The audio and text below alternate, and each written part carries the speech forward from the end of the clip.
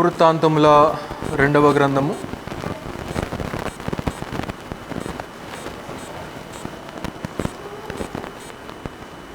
The second book of Chronicles, chapter 14, verse 1. దినవృత్తాంతముల రెండవ గ్రంథము 14వ అధ్యాయము మొదటి వచనం. అబియా తన పితరులతో కూడా నిద్రింపగా జనులు అతనిని దావీదు పట్టణమందు పాతిపెట్టిరి. అతనికి బదులుగా అతని కుమారుడైన ఆసా రాజాయను. ఇతని దినములలో దేశము 10 సంవత్సరములు నెమ్మది పొందెను. చిన్న ప్రార్థన. ప్రియరక్షక మా యేసయ్య, ఈ యొక్క ఉదయకాలపు సమయంలో ఇంతవరకు నాయన ఆరాధన కార్యక్రమం అంతట్లో కూడా మీరే సర్వమహిమ ఘనత పొంది ఉన్నారని నమ్ముచూ ఉన్నాము. ఈ సమయంలో చదవబడినటువంటి లేఖన భాగములు కూడా మీరు దీవించి మా హృదయాలకు కావలసినటువంటి విధానంగా పరిశుద్ధాత్ముని యొక్క సహాయం చేత మాకు వినిపింపచేయండి నాయన.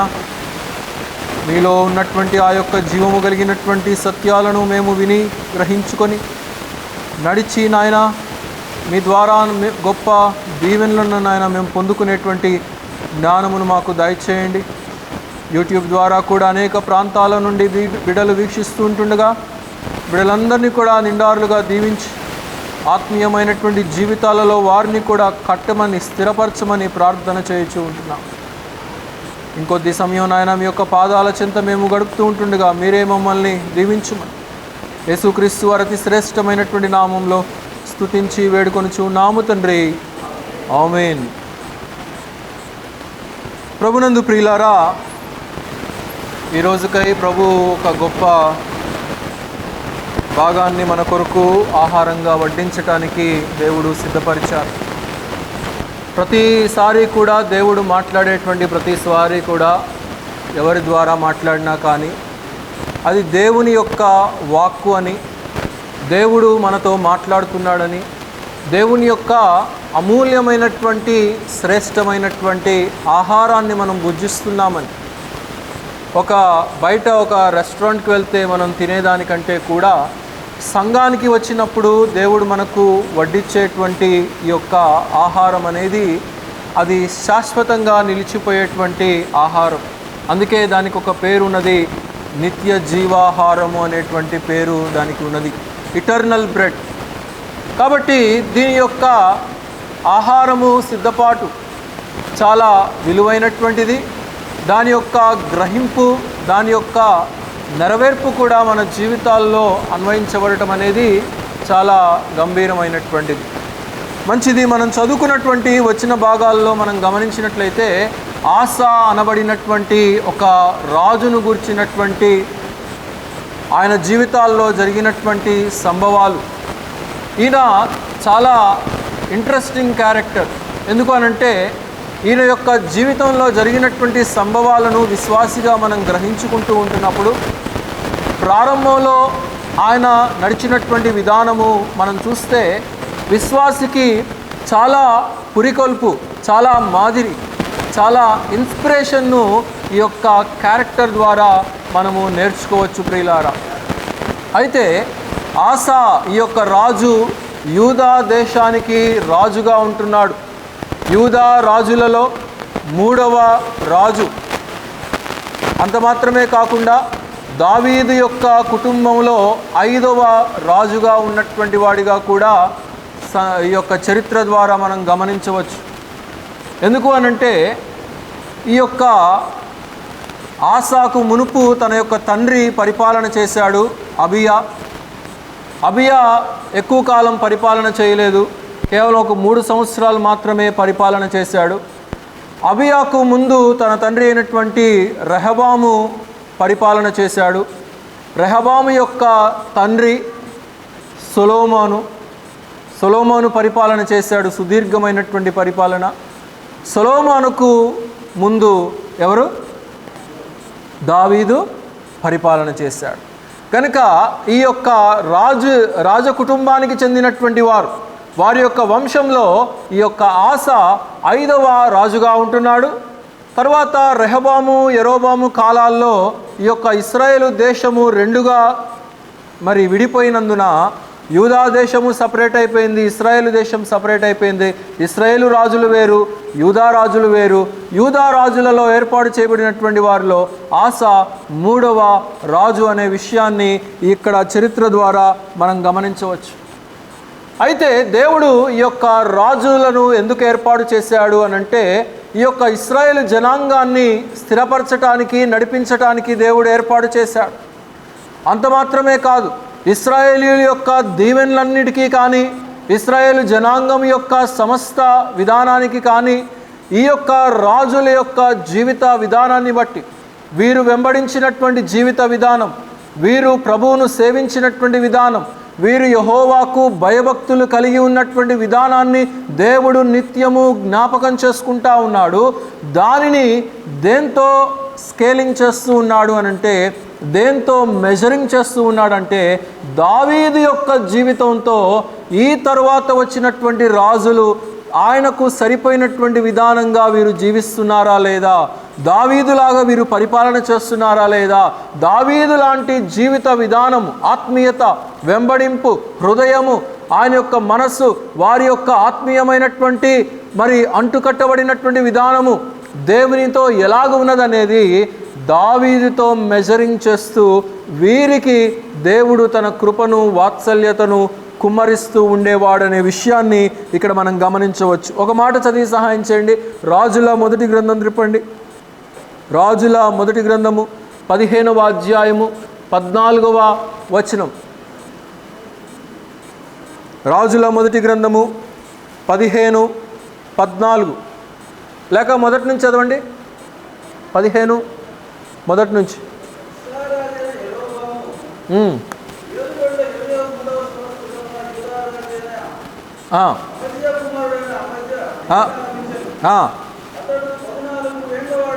అతడు 14 ఏండ్ల వాడై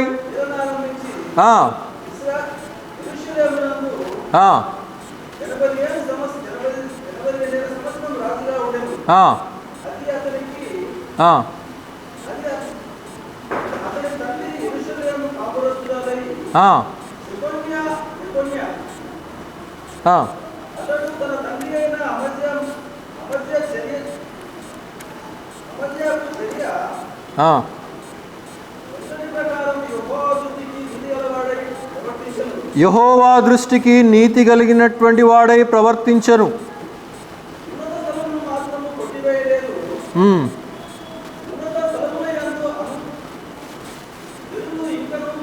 15:1 చూడండి. నేబాతు కుమారుడు రాజునైన యరొబాము ఏలుబడిలో 18వ సంవత్సరమున అబియాము యూదావారి ఏలన ఆరంభించెను. అతడు 3 సంవత్సరములు యెరూషలేమునందు రాజుగా ఉండెను. అతని తల్లి పేరు మయాక, ఆమె అబీషాలోము కుమార్తె. అతడు తన తండ్రి పూర్వము అనుసరించి పాప మార్గములన్నిటిలో నడిచెను. తన పితరుడైన దావీదు హృదయము తన దేవుడైన యెహోవా ఎడల యథార్థముగా ఉన్నట్లు అతని హృదయము యథార్థముగా ఉండలేదు అని ఇక్కడ మనం చూస్తూ ఉంటున్నాం. చూడండి, అక్కడ యెహోవా దేవుడు ఏం చేస్తున్నాడంటే దావీదుతో పోలుస్తూ ఉంటున్నాడు. అబియా యొక్క జీవిత విధానం అంటే అబియాకు ముత్తాత ఈయన. అయితే ముత్తాత యొక్క జీవిత విధానము ఈ యొక్క మనవడిలో ఉన్నదా అనేటువంటి విషయాన్ని ఇక్కడ దేవుడు మరి పరీక్షిస్తున్నట్లుగా కూడా మనం చూడగలుగుతూ ఉంటున్నాం. అయితే వారు ఎలాగున్నారంటే అతని హృదయము యథార్థముగా ఉండలేదు అని ఇక్కడ చూస్తూ ఉంటున్నాం. ఈయన తన తండ్రి నడిచినటువంటి మార్గంలో అంటే రెహబాము నడిచినటువంటి విధానంగా, రెహబాము తిరుగుబాటు చేసిన విధానంగా, రెహబాము దేవునికి అయిష్టుడిగా జీవించినటువంటి విధానంగా ఈ వ్యక్తి కూడా, అబియా కూడా అదే రీతిగా జీవించాడు అనే విషయాన్ని ఇక్కడ పేర్కొంటూ ఉంటున్నాడు. కానీ ఆసా మాత్రం అలాగ జీవించినటువంటి వాడు కాడు. తన తాత అయినటువంటి రెహబాములాగా కానీ మరి ఈ యొక్క అబియాలాగా కానీ జీవించినటువంటి వాడు కాడు. కానీ ఆసా మాత్రము ఒక ప్రత్యేకమైనటువంటి విధానంగా జీవించాడు. అయితే ఇక్కడ దేవుని యొక్క కొలమానాన్ని కనుక మనం పరీక్షించినట్లయితే, ఇక్కడ చూసినట్లయితే ఆయన దావీదు యొక్క హృదయాన్ని ఎవరు పాటిస్తారు అనే విషయాన్ని ఇక్కడ దేవుడు చూస్తున్నట్లుగా కూడా మనం చూడగలుగుతూ ఉంటున్నాం. 5వ వచనం నుండి చదవండి. 15:5.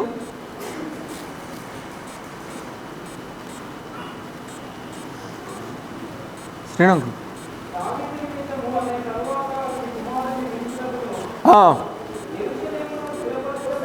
యెరూషలేమును స్థిరపరచుటకును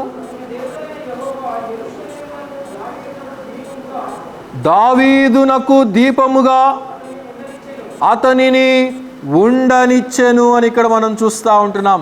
కాబట్టి దావీదు యొక్క వంశావళిని స్థిరపరచటానికి, దావీదు యొక్క వంశావళిని కంటిన్యూటీగా ఉంచటానికి దేవుడు ఇక్కడ ఒక అభీష్టము కలిగినటువంటి వాడిగా మనం ఇక్కడ చూడగలుగుతూ ఉంటున్నాం. కానీ అబయా యొక్క జీవితము దావీదు యొక్క జీవితము లాగా లేదు. వీరికి ఆయనకున్నటువంటి ప్రార్థనా శక్తి వీరికి లేదు. ఆయనకున్నటువంటి దేవుని మీద ఉన్నటువంటి మక్కువ వీరికి లేదు. వారు దావీదు పరిపాలన చేసినటువంటి విధానంగా ప్రజలను వీరు పరిపాలన చేస్తూ దేవుని యొక్క భయభక్తుల్లో, దేవుని యొక్క శాసనాలను అనుసరించి, దేవుని యొక్క మార్గాలను అనుసరించేటువంటి విధానంగా వీరు జీవించలేకపోయారు. వీరు జీవించకపోగా పాపభూయిష్టమైనటువంటి ప్రతిమలను వారు ఏర్పాటు చేసినటువంటి రాజులుగా మనం చూడగలుగుతూ ఉంటున్నాం.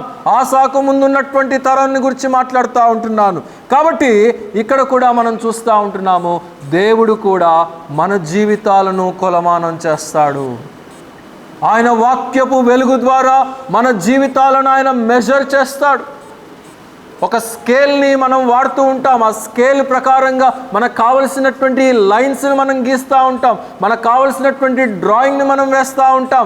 ఒక కట్టడము నిర్మించబడాలి అని అంటే దానికి ఈ యొక్క మెజర్మెంట్ అనేది చాలా ఇంపార్టెంట్. అలాగే విశ్వాసిగా మన జీవితాలు కూడా స్థిరపరచబడాలి అని అంటే, విశ్వాసిగా మనం కూడా దేవునిలో ఎదగాలి అని అంటే ఈ యొక్క మెజర్మెంట్, ఈ యొక్క దేవుని యొక్క స్కేల్ అనేది చాలా ఇంపార్టెంట్. చిన్నప్పుడు స్కూల్స్లో ఉండేటువంటి టీచర్స్ కానీ వాళ్ళు ఏం చేసేవాళ్ళు, మరి బెత్తం దొరకకపోతే ఇమ్మీడియట్గా అక్కడ వారి దగ్గర స్కేల్ అనేది అయితే ఖచ్చితంగా ఉంటుంది. ఎందుకంటే క్లాస్ రూమ్లో ఎవరో ఒకరు పిల్లలు స్కేల్ అనేది పట్టుకొస్తారు. బెత్తం కనుక దొరకలేదు అని అంటే వెంటనే పంతులు గారు ఏం చేస్తారు, ఈ యొక్క స్కేల్ తీసుకొని ఒక 2 వాయించడానికి ట్రై చేస్తూ ఉంటాడు. అయితే అది ప్లాస్టిక్ స్కేల్ అయితే వెంటనే ఇరిగిపోయింది, కొంచెం స్టీల్ స్కేల్ అయితే గట్టిగా ఉంటుంది. కానీ ఇక్కడ దేవుడు పరీక్షించేటువంటి స్కేల్ వాక్యపు స్కేల్. అక్కడ వారి యొక్క జీవితాలను దావీదు లాంటి జీవిత విధానంగా వారు ఉన్నారా లేదా అనేటువంటి విషయాన్ని దేవుడు పరీక్షిస్తూ ఉంటున్నాడు. ఆసా పాపము చేయలేదు, కానీ అబియా పాపము చేశాడు, రెహబాము పాపము చేశారు. దేవునికి విరోధంగా వారు తిరుగుబాటు చేసినటువంటి జీవిత విధానాన్ని వారు జీవించినటువంటి ప్రజలుగా మనం చూడగలుగుతూ ఉంటున్నాం. అందును బట్టి ఇశ్రాయేలీయులు నలగొట్టబడినటువంటి వారిగా మనం అక్కడ గమనించవచ్చు. ప్రియులారా, 11వ వచనం కూడా చదవండి. అదే అధ్యాయము 11వ వచనం.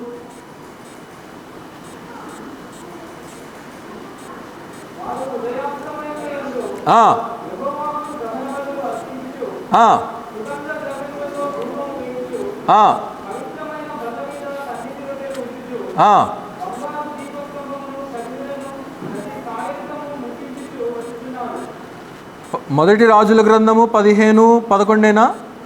ఆసా తన పితరుడైన దావీదు వలె యెహోవా దృష్టికి యథార్థముగా నడుచుకొనెను అని మనం చూస్తూ ఉంటున్నాం. చూడండి, అక్కడ ఆసాను గురించి చెప్పబడినటువంటి సాక్ష్యము. ఆసా తన పితరుడైనటువంటి దావీదు వలె. అయితే దావీదు యొక్క DNA ఈ యొక్క మనవడైనటువంటి రెహబాములో రాలేదు, అలాగే అబయాలో రాలేదు.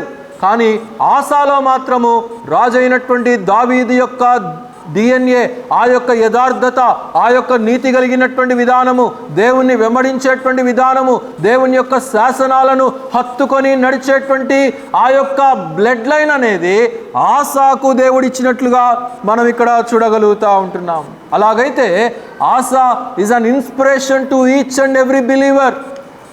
ఆసాను బట్టి మనము ఆయన ప్రారంభ దినాల్లో ఆయన వెంబడించినటువంటి విధానాన్ని ప్రతి ఒక్కరము కూడా నేర్చుకొనవలసినటువంటి వారమై ఉంటున్నాం. దేవుని శాసనాల మీద మక్కువ ఉండాలి మనకి. దేవుని యొక్క వాక్యము మీద ప్రేమను మనం చూడాలి. ఇక్కడ ఆసా ఆ రీతిగా నడుచుకున్నటువంటి వాడిగా ఉంటున్నాడు. దేవుడు దాన్ని కొలమానం వేసి పరీక్షించినటువంటి వాడిగా మనం చూస్తూ ఉంటున్నాం. మన ఇళ్ళల్లో ఎవరైనా ప్రార్థనా పరులు ఉన్నప్పుడు, మంచి వాక్యము జ్ఞానము కలిగినటువంటి వారుగా ఉన్నప్పుడు దేవుడు ఏం చేస్తాడంటే వారితోటి మన యొక్క కొలమానాన్ని పరీక్షిస్తాడు. వీరి ఇంటిలో ఉన్నటువంటి వీరిలాగా ఫలాని వారు ఉండగలుగుతున్నారా? ఆ తండ్రికి తగ్గ కుమారునిగా వీరు ఉండగలుగుతున్నారా? ఆ తల్లికి తగ్గ కుమార్తెగా వీరు ఉండగలుగుతున్నారా? ఆత్మీయమైనటువంటి విధానము తల్లిదండ్రులు పాటించినటువంటి విధానంగా పిల్లలు ఆ మార్గంలో నడవగలుగుతున్నారా అనేది దేవుడు కూడా ఇక్కడ పరీక్షిస్తాడు అనే విషయాన్ని మనం ఇక్కడ గమనించాలి ప్రియులారా. ఎందును బట్టి అంటే ఇక్కడ వాక్యములో రాయబడినటువంటి విధానాన్ని బట్టి. దావీదు హృదయమునకు అనుకూలంగా ఆసా కూడా తన హృదయాన్ని దేవునికి అనుకూలంగా స్థిరపరిచినటువంటి వాడిగా మనం చూడగలుగుతూ ఉంటున్నాం. బైబిల్ గ్రంథంలో 2 విధానాలు మనం గమనించగలుగుతూ ఉంటాం. ఒక వ్యక్తిని గురించి రాయబడినప్పుడు ఆ వ్యక్తిని గురించినటువంటి విషయాలు మనం చదువుకుంటున్నప్పుడు దాని గురించినటువంటి పాజిటివ్ని మనం అర్థం చేసుకోగలుగుతాం, దాని గురించినటువంటి నెగిటివ్ని కూడా దేవుడు అక్కడ పొందుపరుస్తాడు. కానీ చాలా సమయాల్లో మనము మానవులంగా మనం ఆశించేది ఏంటంటే ఎల్లప్పుడూ మనకు పాజిటివ్ అయినటువంటి విధానాలే మనకు రావాలని. నెగిటివిటీని మనం ఆశించం, నెగిటివిటీని మనం ఒప్పుకోం. నెగిటివిటీ మనలో ఉన్నదని చెప్తే అమ్మో ఇంకేమన్నా ఉందా? కానీ ఇక్కడ దేవుడు ఈ యొక్క రెహబాము చేసినటువంటి పాపాన్ని గురించి రాశాడు, అబయా చేసినటువంటి పాపాన్ని గురించి రాశాడు. వారు ఏ రీతిగా దేవుడికి తిరుగుబాటు చేశారో ఆ విషయాలు రాశారు. ఆసా కూడా ప్రారంభ దినాల్లో దేవునికి ఏ రీతిగా నమ్మకంగా ఉన్నాడో రాశాడు. చివరి దినాల్లో ఏ రీతిగా చెడిపోయాడో అది కూడా మనం చివరిలో చెప్పుకుందాం. కాబట్టి దేవుని దగ్గర 2 విధానాలైనటువంటి విషయాలు మనం గమనిస్తాం. పాత నిబంధనలో రాయబడినటువంటి ప్రతి సత్యము కూడా రోమాపత్రిక 15వ అధ్యాయం 4వ వచనంలో మనం చూస్తాం కదా. ఈ పాత నిబంధనలో రాయబడినటువంటి ప్రతి సంగతులు కూడా ఎందుకొరకు రాయబడ్డాయి అనంటే మనము బాగుపడుట కొరకు, మనకు బోధించుట కొరకు ఈ యొక్క సత్యాలు మీకు అందిస్తున్నానని చెప్పి పౌలు అక్కడ లేఖనాలను తెలియచేస్తూ ఉంటాడు. కాబట్టి పాత నిబంధనను మనం తీసివేయటానికి వీలు లేదు, పాత నిబంధనను మనం మరుగుపరచడానికి వీలు లేదు. అందులో ఉన్నటువంటి ప్రతి విధమైనటువంటి క్యారెక్టర్లో ఉన్నటువంటి పాజిటివిటీ కానీ నెగటివిటీని కానీ రెండింటినీ అర్థం చేసుకొని మనం ఏ రీతిగా నడవాలి నడవకూడదు అనే విషయాలను మనము అర్థం చేసుకోవలసినటువంటి వారమై ఉంటున్నాం. దేవుడు ఇక్కడ ఎందుకు మెజర్ చేస్తున్నాడనంటే he has a spiritual discipline, he has a plan. ఆయనకు ఒక ఆత్మీయమైనటువంటి ఒక క్రమశిక్షణ అనేది ఒకటి ఉన్నది. అందుకే ఆయన మెజర్ చేస్తూ ఉంటున్నాడు. ఎవరు ఎలా ఉంటేలే అని చెప్పేసి ఆయన వదిలిపెట్టేసినటువంటి వాడు కాడు. కాబట్టి ఇక్కడ ఆయన విధానాన్ని మనం ఇక్కడ గమనించవచ్చు ప్రియులారా. అయితే ఆసా దగ్గరికి వద్దాము. ఈ యొక్క ఉపోద్ఘాతానికి సమయం అంతా అయిపోతుంది. రాజుల దినవృత్తాంతములు 2వ గ్రంథము 14వ అధ్యాయం 2వ వచనం నుండి చదివి సహాయం చేయండి. దినవృత్తాంతముల 2వ గ్రంథము 14:2.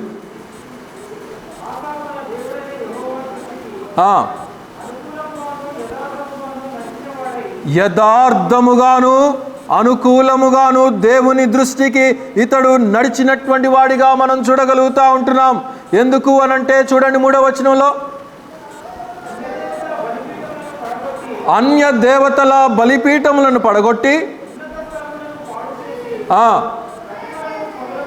ప్రతిమలను పగలగొట్టి దేవతా స్తంభములను కొట్టివేయించి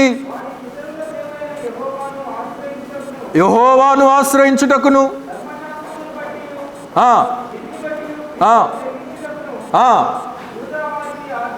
యూదా వారికి ఆజ్ఞాపించెను.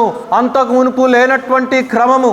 జనులు ఆ యొక్క దిద్దుబాటును అసహించుకున్నటువంటి వారుగా ఉంటున్నప్పుడు సహితము ఆసా ఏం చేస్తూ ఉన్నాడంటే ఆ యొక్క వ్యర్థమైనటువంటి అన్య దేవతల యొక్క ప్రతిమలన్నింటినీ కూడా సమూలంగా తీసివేయించాడు. ఎత్తైనటువంటి బలిపీఠాలు ఎక్కడెక్కడైతే కట్టబడ్డాయో వాటన్నిటిని కూడా మరి తొలగింపచేసేసి ఆ ప్రతిమలన్నింటినీ కూడా కెద్రోను వాగులోనికి తీసుకొని వెళ్ళి పారేసినటువంటి చరిత్రను మనం గమనించవచ్చు ప్రియులారా. ఎందుకు అనంటే ఆసా దైవ నియమాన్ని కలిగినటువంటి వాడు. ఎందుకు అనంటే ఆసా దేవుని యొక్క క్రమములో ప్రజలందరినీ కూడా నడిపించాలనేటువంటి ఆశను, నిమగ్నతను కలిగినటువంటి వాడిగా మనం చూడగలుగుతూ ఉంటున్నాం. So the king Asa has banished and demolished all the statutes which were throughout the nation.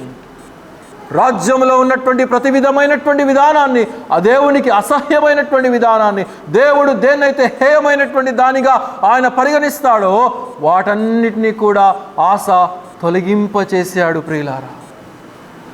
అలాగైతే మన కంటికి కనబడినటువంటివి, లేకపోతే మనకు అర్థమైనటువంటివి, అనేకమైనటువంటివి, దేవునికి అయిష్టమైనటువంటివి మనలో కూడా కొన్నిసార్లు ఉండుండవచ్చు. వాటిని కూడా దేవుని యొక్క వాక్యపు వెలుగు ద్వారా దేవుడు గనుక దావీదు యొక్క జీవితాన్ని కొలమానముగా తీసుకొని వారి యొక్క తరువాత జనాంగాలను ఏ రీతిగా అయితే స్కేలింగ్ చేశాడో, మెజర్ చేశాడో, మనం కూడా మన జీవితాలను మెజర్ చేసుకోవాలి. ఎక్కడ తప్పిపోతున్నాం, ఎక్కడ బలంగా ఉన్నాం, ఎక్కడ బలహీనంగా ఉన్నాం, ఎక్కడ దేవునితో మన యొక్క సత్సంబంధము బాగున్నది, ఎక్కడ బాగాలేదు అనే విషయాలను మనం వాక్యము ద్వారా క్రమపరుచుకోవలసినటువంటి వారమైతున్నాం. ఆసా చేసినటువంటి యొక్క మంచి పనికి దేవుడు ఎంతో గొప్ప దీవెనను ఆసా జీవితానికి అనుగ్రహించినట్లుగా మనం చూడగలుగుతూ ఉంటున్నాం. ప్రారంభంలో చదివాం కదా, చూడండి మొదటి వచనంలోనే, ఇతని దినములలో దేశము 10 సంవత్సరములు నెమ్మది పొందెను అని మనం చూస్తూ ఉంటున్నాం. How many years? 10 years. There was peace and tranquility throughout the nation. There was no war. There was no killing. ఎక్కడా కూడా హత్యలు జరగటం కానీ, ఎక్కడా కూడా మర్డర్లు జరగటం కానీ, ఎక్కడా కానీ యుద్ధాలు రావటం కానీ, ఎక్కడా కూడా శత్రువులు వచ్చి వీరి మీద దండెత్తడం కానీ జరగలేదు. ఎందుకంటే ఆసా దేవుని నియమము ప్రకారంగా నడిచినటువంటి వాడిగా మనం చూడగలుగుతూ ఉంటున్నాం. ఎప్పుడైతే మనం దేవుని యొక్క క్రమానికి లోబడతామో, ఎప్పుడైతే మనం దేవుని యొక్క విలువలను గౌరవిస్తామో, ఎప్పుడైతే మనం దేవుని యొక్క వాక్య ప్రకారమైనటువంటి ఆ యొక్క శాసనాలను గైకొని దాని ప్రకారమైనటువంటి విధానంగా మనం జీవించడానికి ఇష్టపడతామో, దేవుడు కూడా మన జీవితాల్లో ఏమనుగ్రహిస్తాడు? నెమ్మదిని అనుగ్రహిస్తాడు. He will give us peace. యెషయా గ్రంథం 9వ అధ్యాయము 6వ వచనంలో ఏమున్నది? మనందరికీ వచ్చినటువంటి వచ్చిన భాగమే. ఏలయనగా మనకు శిశువు పుట్టెను, ఆయన చెప్పండి, ఆయన ఏలయనగా మనకు శిశువు పుట్టెను, ఆయన మీద రాజ్యభారము ఉండెను, ఈయన మనకు తండ్రిగా ఉన్నటువంటి వాడు, ఈయన మనకు కుమారుడైనటువంటి యేసుక్రీస్తుగా ఉన్నటువంటి వాడు, ఈయన మనకు ఆలోచనకర్తగా ఉన్నటువంటి వాడు, ఈయన బలవంతుడుగా ఉన్నటువంటి వాడు, ఈయన సమాధానకర్త అయినటువంటి అధిపతిగా ఉన్నటువంటి వాడు అనేది మనం చూస్తూ ఉంటాం. సమాధానానికి అధిపతి ఆయనే. లోకంలో ఎక్కడికి వెళ్ళినా కానీ సమాధానం అనేది గ్యారంటీ లేదు. కానీ ప్రభువు అయినటువంటి యేసుక్రీస్తు వారి దగ్గరికి వచ్చినప్పుడు ఆ యొక్క సమాధానాన్ని మన హృదయాలకు ఆయన అనుగ్రహిస్తాడనే విషయాన్ని మనం గమనించాలి.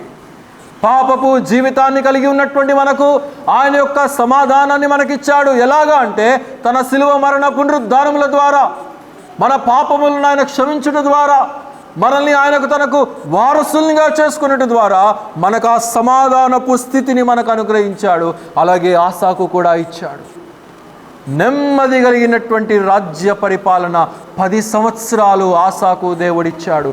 దానికి కారణం ఏంటంటే ఆసా దేవుని చిత్త ప్రకారముగా యథార్థవంతంగా నడిచాడు, అనుకూలముగా నడిచినటువంటి వాడిగా మనం చూస్తూ ఉంటున్నాం. So there is no war till 10 years. అలాగైతే మనం కూడా ఈ లోకంలో ఉన్నటువంటి వారిని గమనిస్తే ధనికులైనటువంటి వారు చాలామంది లోకంలో ఉన్నారు, రాజ్య అధినేతలుగా చాలామంది ఉంటున్నారు. కానీ ఎక్కడా కూడా సుఖం అనేది కానీ, శాంతి అనేది కానీ ఎక్కడా కూడా వారి జీవితాల్లో మనం చూడం. కానీ విశ్వాసి యొక్క జీవిత విధానంలో మాత్రము అలాంటి క్రమాన్ని, అలాంటి నెమ్మదిని ప్రభు మనకు అనుగ్రహిస్తాడనే విషయాన్ని ఇక్కడ మనం అర్థం చేసుకోవచ్చు ప్రియులారా. అయితే 10 సంవత్సరాలు గడిచిపోయిన తర్వాత జరిగినటువంటి సందర్భం ఏంటంటే 9వ వచనం గమనించండి. అక్కడ కూషు దేశము నుండి ఒక వ్యక్తి వారి దగ్గరికి వచ్చి ఉన్నాడు. 9వ వచనం, దినవృత్తాంతం 2వ గ్రంథం 14:9. కూషీయుడైన జరహు వారి మీద దండెత్తి 1000 సైన్యమును 300 రథములను కూర్చుకొని బయలుదేరి మరేషా వరకు రాగా ఆసా అతనికి ఎదురుగా పోయెను అని ఇక్కడ మనం చూస్తూ ఉంటున్నాం. 10 సంవత్సరాలైన తర్వాత నెమ్మది కలిగినటువంటి రాజ్య పరిపాలన ఉన్న తరువాత వీరి దగ్గరకు శత్రువు వచ్చినట్లుగా మనం చూడగలుగుతూ ఉంటున్నాం. ఎక్కడి నుంచి అంటే ఇథియోపియా దేశము నుండి. కూషీయుడు అంటే ఇథియోపియా దేశానికి చెందినటువంటి వాడు, అంటే ఆఫ్రికా దేశానికి చెందినటువంటి వాడు ఈ యొక్క జరహు అనబడినటువంటి వ్యక్తి అనే విషయాన్ని మనం గమనించాలి ప్రియులారా. అయితే జరహు 1000 సైన్యములతో దండెత్తటానికి వచ్చినట్లుగా మనం చూస్తూ ఉంటున్నాం. 1000 సైన్యం అంటే ఎంతమంది? 1000 అంటే 1000 10 లక్షల మంది, 1 మిలియన్, 10 లక్షల మంది సైన్యము. ఇప్పటి ప్రపంచంలో మనం చూస్తే 10 లక్షలు అనేది చాలా స్వల్పమైనటువంటి విషయం, చాలా తక్కువైనటువంటి విషయం. కానీ ఆనాటి ప్రపంచంలో క్రీస్తుకు పూర్వము 10వ శతాబ్దంలో జరగబడినటువంటి ఆ యొక్క కార్యాలు మనం గనక గమనించగలిగినట్లయితే అప్పటికి 10 లక్షల మంది సైన్యం అనంటే మహా గొప్ప సైన్య సమూహము. ఎవరి మీదకి వచ్చారు? ఇశ్రాయేలు జనాంగం మీద దండెత్తటానికి వచ్చారు. దేవుని ప్రజలకు తిరుగుబాటు చేయటానికి, వారిని హతమార్చడానికి, వారిని శ్రమ పెట్టడానికి రాజు అయినటువంటి ఆసాకు ఎదురుగా వారు వచ్చినట్లుగా మనం చూడగలుగుతూ ఉంటున్నాం. ఆసా కూడా ఏం తక్కువైనటువంటి వాడు కాడు. ఆసా దగ్గర కూడా మహా గొప్ప సైన్యము, చాలా ఎత్తైనటువంటి కోటలను ఆయన నిర్మించాడు, చాలా బలమైనటువంటి దుర్గములను ఆయన స్థాపించాడు, దేవునికి అనుకూలమైనటువంటి విధానంగా ఆయన స్థాపించాడు. అంత మాత్రమే కాదు, తన యొక్క సైన్యంలో ఒక స్పెషల్ బెటాలియన్ ఉన్నది. బెన్యామీను గోత్రానికి చెందినటువంటి వారు.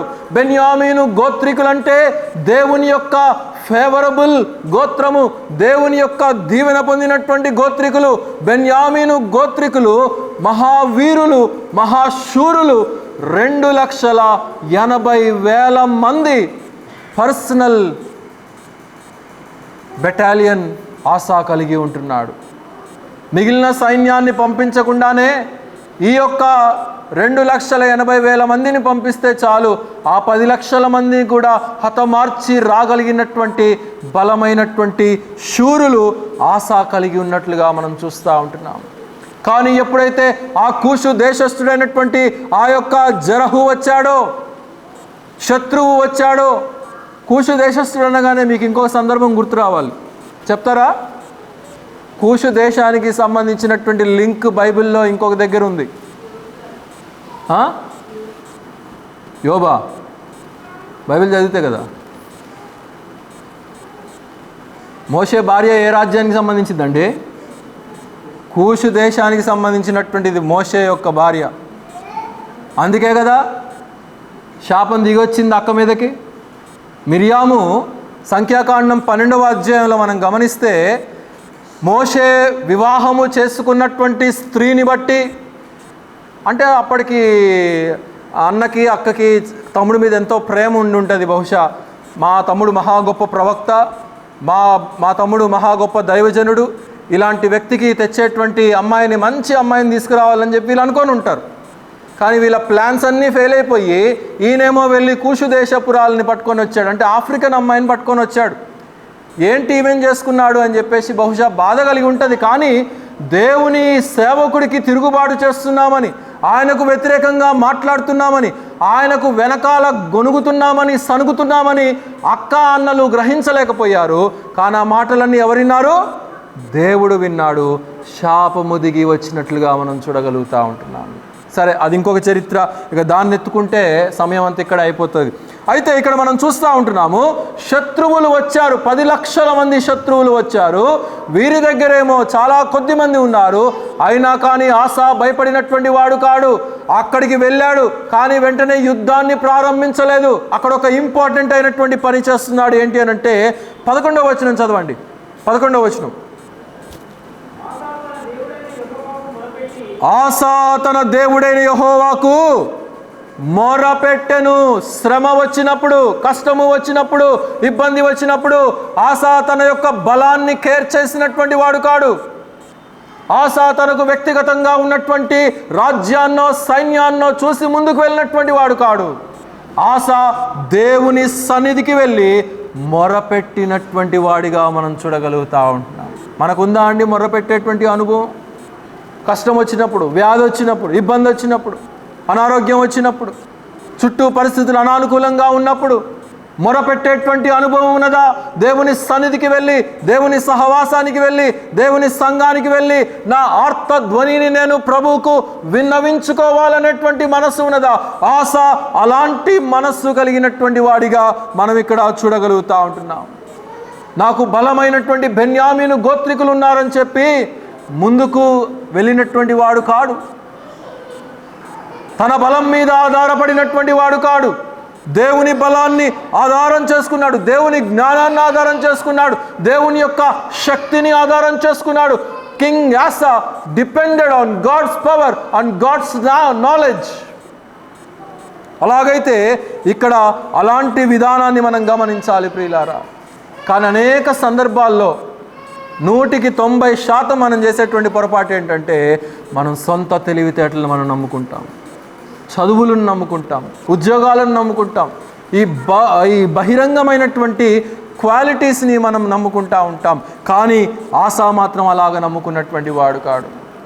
ఎవడో వచ్చేదో చెప్తాడు, ఈ వస్తువు ఇక్కడ ఎందుకుంది, అక్కడ పెట్టండి అని చెప్తాడు. ఆ వస్తువు అక్కడ ఎందుకుంది, అక్కడ పెట్టండి అని చెప్తాడు. వాస్తుల్ని మనం నమ్ముకుంటాం. ప్రయాణాలు చేసేటప్పుడు వాస్తుల్ని నమ్మేటువంటి వారు ఈ డోర్లో నుంచి ఎక్కాలి, ఆ డోర్లో నుంచి ఎక్కాలి, వెనకాల డోర్లో నుంచి ఎక్కాలి, డిక్కీలో కూర్చొని ప్రయాణం చేయవద్దన్నాడు. లేదా పైన కారు పైన ఒక తాడు కట్టుకొని కూర్చొని ప్రయాణం చేయండి. భౌతికమైనటువంటి వాస్తుల వలన, భౌతికమైనటువంటి వస్తువుల యొక్క స్థానాల మార్పుల వలన మానవునికి ఎలాంటి ప్రయోజనము కలగదు. ఈ భౌతికమైనటువంటి విధానాల మీద ఆధారపడినటువంటి క్రైస్తవులు కూడా ఉన్నారు ప్రపంచంలో. కాబట్టి ఇక్కడ కూడా మనం చూస్తూ ఉంటున్నాము, అలాంటి విధానాన్ని మనం పాటించకూడదు. యెఫ్తా ఏం చేశాడండి? యెఫ్తా తన జీవితంలో అల్లరి మూకతో తిరిగినటువంటి యెఫ్తా వెళ్ళాడు దేవుని సన్నిధికి, దేవుని సహవాసానికి వెళ్ళాడు, తన కథంతా చెప్పుకున్నాడు, తన బాధంతా కూడా దేవుని సన్నిధిలోనికి వెళ్ళి యెఫ్తా వెళ్ళగక్కినట్లుగా మనం చూడగలుగుతూ ఉంటున్నాం. అప్పటి వరకు అల్లరల్లరిగా తిరిగేటువంటి వాడు ఒకే ఒక్కసారి దేవుని సన్నిధికి వెళ్ళి మొరపెట్టినటువంటి అనుభవాన్ని మనం గమనించవచ్చు. కీర్తన గ్రంథం చెప్పండి. కీర్తన గ్రంథము 46వ కీర్తన 1వ వచనం చదివి సహాయం చేయండి. కీర్తన గ్రంథము 46:1. దేవుడు మనకు ఆశ్రయమును దుర్గమునై ఉన్నాడు, ఆపత్కాలంలో ఆయన నమ్ముకొనదగిన సహాయకుడు అని మనం చూస్తూ ఉంటున్నాం. కనుక ఆయనే మన హైడౌట్, ఎక్కడో కాదు మన యొక్క హైడౌట్. ప్రభువు దగ్గరికి వెళ్ళి మనం ఆపత్కాలంలో ఆయన సన్నిధికి వెళ్ళి మనం ఆశ్రయమును పొందవలసినటువంటి వారమంటున్నాం. ఎందుకంటే he is our refuge and ark. ఆయనే మన దుర్గమును ఖేడమునై ఉన్నటువంటి ప్రభువు అనే విషయాన్ని మనం గమనించాలి. ఇంకా ఇక్కడ చూడండి ఆసా ఏమంటున్నాడు ఆ క్రింద వచనాల్లో. యెహోవా విస్తారమైన సైన్యము చేతిలో ఓడిపోకుండా బలము లేని వారికి సహాయము చేయుటకు నీకన్నా ఎవరును లేరు అని చెప్పి ప్రార్థన చేస్తున్నాడు. ఊరికే వెళ్ళలేదు దేవుని సన్నిధికి, ఏదో క్యాజువల్గా వెళ్ళి కాసేపు అలా ఉండి వద్దాం, యుద్ధానికి వెళ్తున్నాను కదా కొబ్బరికాయ కొట్టొద్దాం అని చెప్పి ఆసా పోలేదు అక్కడికి. ఆసా దేవుని మీద పరిపూర్ణమైనటువంటి విధానంగా డిపెండ్ అయ్యాడు కనుక ఇక్కడ ఏమంటున్నాడు, బలము లేని వారికి సహాయము చేయుటకు నీకన్నా మాకు ఇంకొకరు లేరు అని అంటా ఉంటున్నాడు. బలహీనమైనటువంటి జనాంగం, రాజకీయ నాయకులను గమనించండి, ఏమని చెప్తారు ఎన్నికలప్పుడు? బలహీన వర్గాల్ని మేము బలపరుస్తాం, బలహీన వర్గాల్ని మేము అది చేస్తాం, ఇది చేస్తాం, ఆ హామీ ఈ హామీ, ఆఖరికి ఏ హామీ ఉండదు. కానీ యెబ్బేజును మనం జ్ఞాపకం చేసుకుంటే, యెబ్బేజు వేదన పుత్రుడుగా ఉన్నటువంటి వాడు. యెబ్బేజు దేవుని సన్నిధికి వెళ్ళి మొరపెట్టాడు. తన సరిహద్దులు విశాలపరచమని ప్రార్థన చేశాడు. ఎందుకనంటే దేవుని సత్యాన్ని ఎరిగినటువంటి వాడు దేవుని సన్నిధికి వెళ్తాడు. దేవుని సన్నిధికి వెళ్ళినటువంటి వాడు ఊరికనే రాడు. దేవుని సన్నిధిలో తన యొక్క మొరను దేవునికి విన్నవిస్తాడనే విషయాన్ని మనం ఇక్కడ గమనించాలి ప్రియులారా. బైబిల్ గ్రంథంలో చాలా ఉపమానాలు ఉంటున్నాయి. దావీదు అనేక సందర్భాల్లో జయము కలిగినటువంటి అనుభవం ఉన్నప్పటికీ కూడా మరి ఒకసారి దేవుని మీద ఆధారపడి గొల్యాతును జయించినటువంటి దావీదును మనం గమనించగలుగుతూ ఉంటున్నాం. శత్రువు వస్తుంటే గొల్యాతును చూసి ఈ యొక్క సున్నతి లేనటువంటి ఈ కుక్క లాంటి వాడు ఎవడు నా దేవుణ్ణి హేళన చేయటానికి, నా దేవుణ్ణి అవమానపరచడానికి వీడు ఎంతటి వాడు అని చెప్పేసి దావీదు అక్కడ ఎదుర్కొంటానికి వెళ్ళినట్లుగా మనం చూడగలుగుతూ ఉంటున్నాం. ఎక్కడ ఆ యొక్క శక్తి?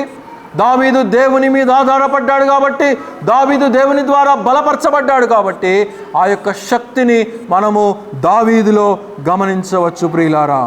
అలాగైతే మనము అనేక సందర్భాల్లో గొలియాతు అనుకున్నాడు, నేను ఇంత హైట్ ఉన్నాను కదా, 6 మూరల జానెడెత్తున్నాను కదా, నా బలానికి ఇక అతీతము లేదు, నా శక్తికి ఇక మించినటువంటిది లేదు, నా యొక్క బాకాను విసిరితే ఎవడైనా కానీ క్రింద పడవలసిందే అని చెప్పేసి వాడు ఊహించాడు. కానీ బాకా కంటే మించినటువంటి శక్తి దేవుడు ఒక చిన్న రాయిలో కూడా పెట్టగలడనే విషయాన్ని గొలియాతు అర్థం చేసుకోలేకపోయాడు. గొలియాతు తన ఆలోచన మీద డిపెండ్ అయ్యాడు, గొలియాతు తన బలము మీద డిపెండ్ అయ్యాడు, గొలియాతు తన రాజ్యము మీద డిపెండ్ అయ్యాడు. కానీ ఆస తన భౌతికమైనటువంటి విధానాల మీద డిపెండ్ కాలేదు. ఆస దేవుణ్ణి ప్రేమించినటువంటి వాడిగా, దేవుని సేవించినటువంటి వాడిగా దేవుని దగ్గరకు వెళ్ళి మొరపెట్టి ఆయన సహాయము కొరకు, అయ్యా మాకు బలము లేదు, మాకు సహాయము చేయగలిగినటువంటి దేవుడవు, నీకన్నా మాకు ఇంకొకరు లేరు అని చెప్పేసి పలికినటువంటి రాజును మనం ఇక్కడ గమనించగలుగుతూ ఉంటున్నాం. సహోదరుడు స్టీవెన్సన్ ఓ పాట పాడతారు కదా, బలమును నమ్ముకొని భంగపడ్డాను. ఇంకో చరణంలో ఏమంటాడు, ధనమును నమ్ముకొని దగాపడ్డాను, బుద్ధి జ్ఞానము నీ దానమని నీ చెంతకు చేరాను, సుఖ సంపద నీ దీవెనని నీ సన్నిధికొచ్చాను. ఆసా కూడా చేస్తున్నటువంటిది అదే. ఇక్కడ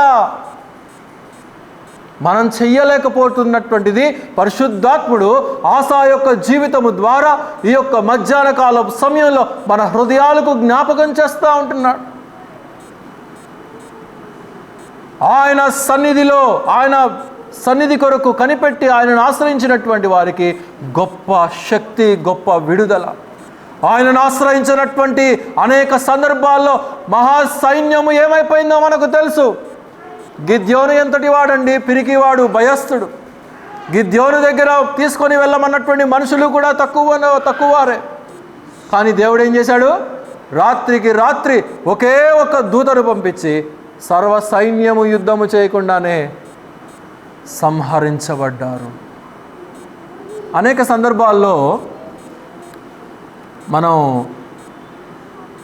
ఎర్ర సముద్రాన్ని చీల్చుకొని వచ్చినటువంటి ఇశ్రాయేలు యొక్క ప్రజల్ని మనం జ్ఞాపకం చేసుకుంటాం.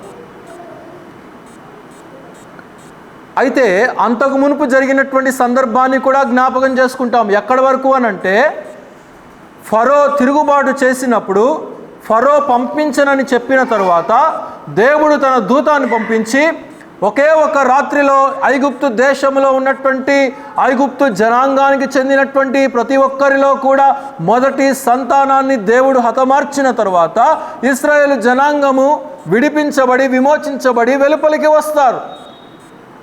కానీ అదే రోజు జరిగినటువంటి సందర్భాన్ని మనం అనేక సందర్భాల్లో మనం జ్ఞాపకం చేసుకోం. ఏంటి అనంటే, ఎర్ర సముద్రము చీలిన తరువాత వీరు బయటకు వచ్చారు. కానీ అదే ఎర్ర సముద్రంలో సర్వ సైన్యము, ఐగుప్తు సైన్యము, ఐగుప్తు రథాలు, ఐగుప్తు సైన్యాధిపతులు, ఐగుప్తు యొక్క బలము అంతా కూడా ఒకే ఒక్క రోజులో సముద్ర గర్భాన దేవుడు మూతపరిచాడు. అది ఒక ఎత్తు. తర్వాత దాని బ్యాక్గ్రౌండ్ ఊహించారా? తర్వాత రోజు ఈ కపురు ఐగుప్తు దేశంలోనికి వెళ్ళి ఎవడో మిగిలినటువంటి వాడు, అమ్మ అయిపోయింది, మన సైన్యం అయిపోయింది, మన బలం అయిపోయింది అని చెప్పినప్పుడు, అప్పటి వరకు మొదటి సంతానాన్ని కోల్పోయినటువంటి ఆ యొక్క ఐగుప్తు జనాంగము ఇప్పుడు తమ భర్తలు పోయారని, తమ అన్నదమ్ములు పోయారని, తమ సైన్యాధిపతులు పోయారని, తమ బలమంతా కూడా పోయింది అని చెప్పేసి ఎంత గొప్ప దుఃఖము ఆ దేశంలో ఉన్నదో మనం అనేక సందర్భాల్లో మర్చిపోతూ ఉంటాం. దానికి కారణము మొదట్లోనే వారు దేవునికి తిరుగుబాటు చేయటం ప్రారంభించారు. అదే మొదట్లోనే వినయం కలిగినటువంటి వారుగా ఉన్నట్లయితే వారి దేశం వారి దేశంగానే ఉండేది, వీరు హ్యాపీగా బయటకు వచ్చేటువంటి వారు కానీ వారు ఆ రీతిగా వారు ప్రవర్తించలేకపోయారు. అయితే ఇక్కడ ఆశ చేస్తున్నటువంటిది ఏంటంటే, దేవుని మీద డిపెండ్ అయినటువంటి వాడిగా మనం ఇక్కడ చూడగలుగుతూ ఉంటున్నాం. ఇంకా చూడండి ఏమంటున్నాడో, బలం లేని వారికి సహాయం చేయటకు నీకన్నా ఎవరును మాకు లేరు, మా దేవా యెహోవా మాకు సహాయము చేయుము, నిన్నే నమ్ముకొని ఉన్నాము, నీ నామమును బట్టియే ఈ సైన్యమును ఎదిరించుటకు బయలుదేరుచూ ఉన్నాము అని అంటా ఉంటున్నాడు. మేము బయలుదేరింది మా బలాన్ని బట్టి కాదు, మేము బయలుదేరింది మాకు కత్తి వాత బాగా ఉపయోగించడం వచ్చని కాదు, మేము బయలుదేరింది మాకు బెన్యామీను గోత్రికులు ఉన్నారని కాదు, కానీ మేము బయలుదేరింది నీ నామమును బట్టియే, నిన్నే మేము నమ్ముకొని ఉన్నాము. నిన్నే నమ్ముకున్నాను, నీ వంటి వారు ఎవరయ్యా, నిన్నే నమ్మి ఉన్నాను, నీ వంటి వారు లేరయ్యా. అద్భుతం చేయుమయ్యా నా జీవితంలో, నిన్నే నమ్మి ఉన్నానేసయ్యా. అద్భుతం చేయుమయ్యా నా జీవితంలో, నిన్నే నమ్మి ఉన్నానేసయ్యా. చాలండి పాట మొత్తం పాట. మధ్యలో పాట ఎందుకు పాడుతున్నానంటే మీరు కొంచెం అలర్ట్ అవుతారండి, నిద్రావస్థలో నుండి బయటకు వస్తారండి. కొంతమంది మొహాలు చూస్తే చాలా ఇంట్రెస్టింగ్గా చెప్పబుద్ది అయ్యింది, కొంతమంది మొహాలు చూస్తే నాకే బేజారైపోయి డౌన్, నాకు బీపీ డౌన్ అయ్యింది. అసలే నేను రాత్రి అన్నం తినలేదు, పొద్దున కూడా ఏం తినకుండా వచ్చా. ఎప్పుడు ముగిస్తాడా, ఎప్పుడు వెళ్దామా ఇంటికి, వండుకున్న చికెనో మటనో ఫిషో అది రెడీగా ఉంటుంది. మీకు ఒక మంచి అలవాటు చెప్తాను, ఏంటో మీరు పాటించగలిగితే పాటించండి, లేకపోతే లేదు. కానీ ఆదివారం ఉదయం ఎవరు కూడా మధ్యాహ్నం కోసం నాన్ వెజ్ ప్రిపేర్ చేసుకొని రాకండి. సాయంకాలం ఇంటికి వెళ్ళి నిదానంగా హ్యాపీగా యూట్యూబ్ చూసుకోనో, లేకపోతే వంటలక్కలు ఎవరెవరు ఉంటారో నాకు తెలియదు, కానీ వాళ్ళందరిని చూసుకొని మీరు సాయంత్రం ప్రిపేర్ చేసుకోండి చాలా అద్భుతంగా. గుడికి వచ్చేటప్పుడు పప్పుచారు చేసుకోండి, ఏదో ఒక కూరగాయ చేసుకొని రండి, లేదా మీకు ఓపిక ఉంటే ఇంటికి వెళ్ళాక తిరిగి వండుకోండి. ఎందుకంటే మనసంతా కూడా కొంతమందికి అక్కడ ఉంటుంది, కిచెన్ మీద ఉంటుంది. ఇంటికి పోగానే చికెన్ చికెన్ చికెన్ చికెన్. రాత్రి రిని అడుగుతుంది, డాడీ చికెన్ తెస్తావా అంది. సరే అమ్మ తెస్తానన్న. లెగ్ పీస్ కావాలి డాడీ నాకు అని అంది. ఎందుకంటే పోయిన వారం ఏం చేయలేదు, అందుకే ఈ వారం అడుగుతున్నారు. సరేలే అమ్మ లెగ్ పీసే తెస్తానులే అని చెప్పాను. అంటే చికెన్ అంటే అంత మక్కువ, మటన్ అంటే అంత మక్కువ, మనకు భౌతికమైనటువంటి ఆహారం అంటే అంత మక్కువ. దేవుని వాక్యం అనేసరికి ఇంకా అప్పుడే వదలడా, 1 గంట అవుతుంది అని చెప్పేసి. సరే మంచిది. అయితే ఇక్కడ మనం చూస్తూ ఉంటున్నాము, ఆశ ఎలాంటి ప్రార్థన చేస్తూ ఉంటున్నాడు, నిన్నే నేను నమ్ముకున్నాను, నీ నామమును బట్టి మేము యుద్ధము చేయటానికి ముందుకు వెళ్తున్నాం. Not because of our qualities and quantities which we have. భౌతికమైనటువంటి బలాన్ని బట్టి మేము ముందుకు వెళ్ళట్లేదు, నీ బలాన్ని బట్టి మేము ఆధారం చేసుకొని ముందుకు వెళ్తున్నామని చెప్పి అంటున్నాడు. కీర్తనల గ్రంథం చెప్పండి, 18వ కీర్తన 10వ వచనాన్ని చదవండి. 18:10.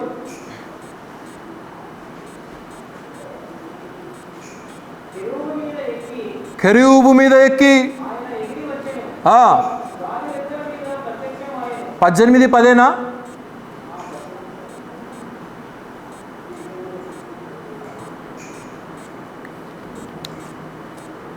నేనే త్రిపుతాను అనుకోండి.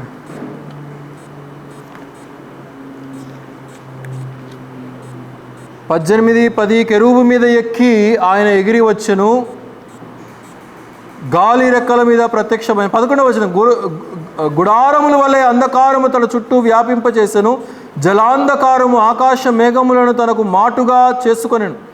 ఆయన సన్నిధి కాంతిలో నుండి మేఘములను వడగండ్లను మండుచు ఉన్న నిప్పులను దాటిపోయెను అని ఇక్కడ మనం చూస్తూ ఉంటున్నాం.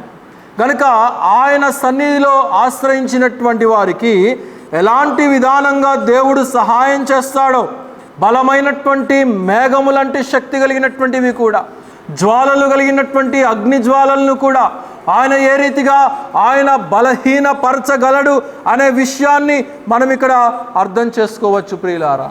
అందుకే నీతిమంతుడు ఆయనలో నివసిస్తాడు. The name of the Lord is a strong tower and the righteous runneth into it. నీతిమంతుడైనటువంటి విశ్వాసి ఆయన సన్నిధికి వెళ్ళి పరుగులెత్తి ఆశ చేసినటువంటిది అదే.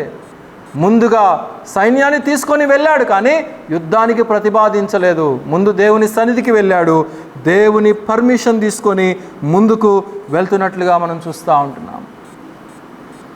నేడు అనేక మంది లోకంలో భౌతికమైనటువంటి చేతులు చూపించి నా రాతలు గమనించండి, నా గీతలు గమనించండి, నా తలరాతేతో చూడండి, దేఖ్లో భాయ్ మేరా నసీబ్ కైసే హే, లేకపోతే నల్ల తాళ్ళు కట్టుకొని మెడలో ఒక నల్లతాడు, షర్ట్ లోపల భుజం కాడ ఒక నల్లతాడు, కాళ్ళకి ఎడం కాలుకో కుడి కాలుకో ఒక నల్లతాడు, లేకపోతే ముహూర్తాలు చూసి. ఈ మధ్య పిల్లల్ని స్కూల్కి పంపించాలంటే కూడా కొంతమంది ముహూర్తాలు చూస్తూ ఉంటున్నారు. మంచి రోజా మంచి రోజు కాదా. నాకు తెలిసినటువంటి వారు ఉన్నారు. మొన్న ఒక అమ్మాయిని అడిగితే, అన్న ఇంకో 4 రోజుల తర్వాత పంపిస్తామన్నా అని. ఏముందమ్మా 4 రోజుల తర్వాత మీ పురోహితుడు వచ్చి ముహూర్తం పెట్టాడా అని అన్న. కాబట్టి men are depending on the outwardly things at many times, but they are unable to see the power in Christ. క్రీస్తులో ఉన్నటువంటి శక్తిని విశ్వాసి గుర్తించలేకపోతూ ఉంటున్నాడు. కాలక్రమేణా లోకపు అలవాట్లు ఈ దైవపు వెలుగును చూడకుండా అంధకారమును కలుగు చేస్తున్నట్లుగా మనం లేఖనాల ద్వారా గమనించగలుగుతూ ఉంటున్నాం. కాబట్టి ఆశా మాత్రము దేవుని మీద ఆధారపడ్డాడు. 20వ కీర్తన 7వ వచనం మనందరికీ తెలిసినటువంటిదే. కొందరు రథములను బట్టి, కొందరు గుర్రములను బట్టి, కానీ మేమైతే మా దేవుడైన యెహోవాను బట్టి అతిశయించుచున్నాం. Where is our pleasure? Where is our desire? Are we able to delight in the presence of the Lord? దేవుని యొక్క సన్నిధిని బట్టి మనం ఆనందించే వారంగా ఉంటున్నామా? దేవునికి సన్నిధికి వెళ్ళేటప్పుడు వచ్చేటప్పుడు దేవుడు మనతో మాట్లాడినటువంటి విధానాన్ని బట్టి, దేవుని యొక్క సత్యాలు మనకు వినిపింపచేసినటువంటి విధానాన్ని బట్టి మనము ఆనందించగలుగుతున్నామా? ఆశ ఆ రీతిగా గుర్తించాడు కాబట్టి దేవుని సన్నిధికి వెళ్ళినటువంటి వాడిగా మనం చూడగలుగుతూ ఉంటున్నాం. He did not complain. ఏంటి ఇలా అయ్యింది, ఏంటి అలా అయ్యింది. నిన్ను నమ్ముకున్నాను కాబట్టి, నీ నామాన్ని నేను ధరించాను కాబట్టి నిన్ను బట్టి నేను ముందుకు వెళ్తాను. ఎందుకంటే చూసుకునేటువంటి వాడివి నీవే ఉన్నావు కదా. కుమారుడు తండ్రిని గొర్రెపిల్ల ఏది అని అడిగినప్పుడు ఏం జవాబిచ్చాడు? దేవుడే చూసుకుంటాడు, మనమైతే వెళ్దాం పదా అని చెప్పేసి అన్నాడు. కనుక మనం చేయాల్సింది మనం చెయ్యాలి, ఫలితాన్ని దేవునికి అప్పచెప్పాలి. దేవుడు ఏ రీతిగా ఆ యొక్క విధానాన్ని ఫలింపచేస్తాడో, దేవుడు ఆ యొక్క విధానాన్ని దేవుడు ఏ రీతిగా అయితే మలుస్తాడు అనే విషయాన్ని మనం దేవునికి సమర్పించవలసినటువంటి వారమైంటున్నాం. మనమే మన ఓన్ హ్యాండ్స్లోకి తీసుకొని పోకూడదు. ఏంటి ఇలా నా జీవితం ఇలా ఉందేంటి, ఏంటి మనకేం సంపాదన లేదేంటి, మన డాడీ ఏం సంపాదించలేదేంటి, మన మమ్మీ ఏం సంపాదించలేదంటే. తల్లిదండ్రుల మీద ఎప్పుడూ కూడా నిందలు వేయొద్దు. వాళ్ళు చేయగలిగింది ఏదో కష్టపడి వాళ్ళు చేస్తారు. మనం కష్టపడి చదివించినందుకు మనమేం చేస్తున్నాం అనేది మనం ఆలోచన చేసుకోవాలి. చాలామంది పిల్లలు నేడు ఇళ్లల్లో చాలా ఈజీగా తిరుగుబాటు చేస్తూ ఉంటారు. తెచ్చావులే, పెట్టావులే, ఏంది నువ్వు సమకూర్చింది వెనకాల ఏమీ లేదు, వాళ్ళని చూడు వీళ్ళని చూడు వీళ్ళని చూడు వాళ్ళని చూడు. ఆ తండ్రి నిన్ను కష్టపడి ప్రేమించి నిన్ను పెంచి పెద్ద చేసి తన రక్తాన్ని చెమటోర్చి కుటుంబం కొరకు, భార్య కొరకు, పిల్లల కొరకు కష్టపడి వారిని అంతగా చదివించి, ఈనాడు చదువులు చదివించడం అనేది చాలా ఖరీదైపోయింది. ఒక నర్సరీలో సీట్ రావాలంటేనే ఒక 2 లక్షలు ఫీజు కట్టాలి. ఇంకా వాడు 10th క్లాస్కి వెళ్ళి వాడు ఇంజనీరింగ్ చదివి వాడు PhD చేసే లోపల వీడు గోతికి కూడా పోతాడు.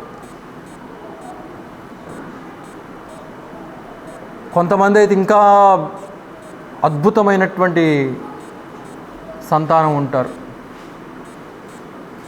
ఉద్యోగం సద్యోగం ఏమీ ఉండదు, బ్రతికినంతకాలం అత్తమామల మీద ఆధారపడటము, పేరెంట్స్ మీద ఆధారపడటము, వీడికి పుట్టిన ఈ మనవాళ్ళని మనవరాలని కూడా తాత ముత్తాతలే పోషిస్తూ ఉంటారు. వీడేం కష్టపడ్డు, తిని కూర్చుంటాడు హాయిగా. క్రైస్తవులు ఉన్నారు అలాగా ప్రపంచంలో.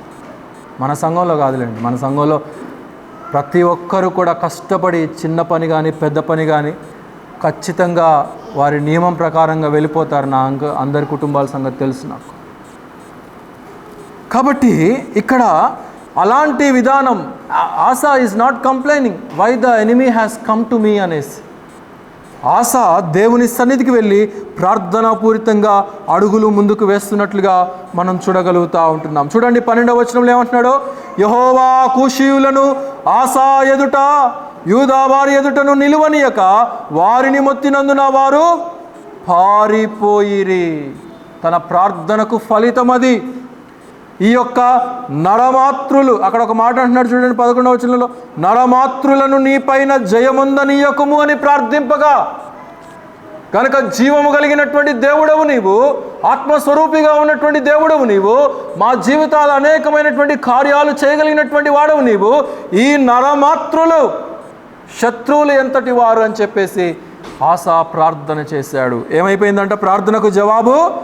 ఎవ్వరు కూడా వారి ఎదుట నిలవక పారిపోయారంట. ఎక్కడికక్కడ. ఎంతమందిని చూసి ఎంతమంది పారిపోయారండి? 3 లక్షల మందిని చూసి 10 లక్షల మంది పారిపోయారు. ఎక్కడైనా రేషియో మ్యాచ్ అవుతుందా? ఎక్కడ మ్యాచ్ అవ్వట్లా. కానీ దేవుడు చేసేటువంటి అద్భుతం అదే.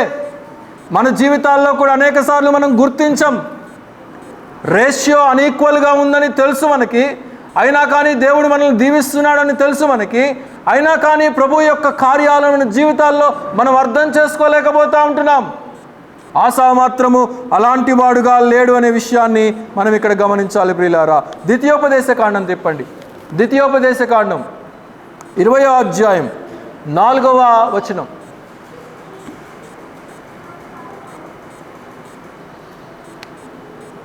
ద్వితీయోపదేశకాండము 24వ వచనం.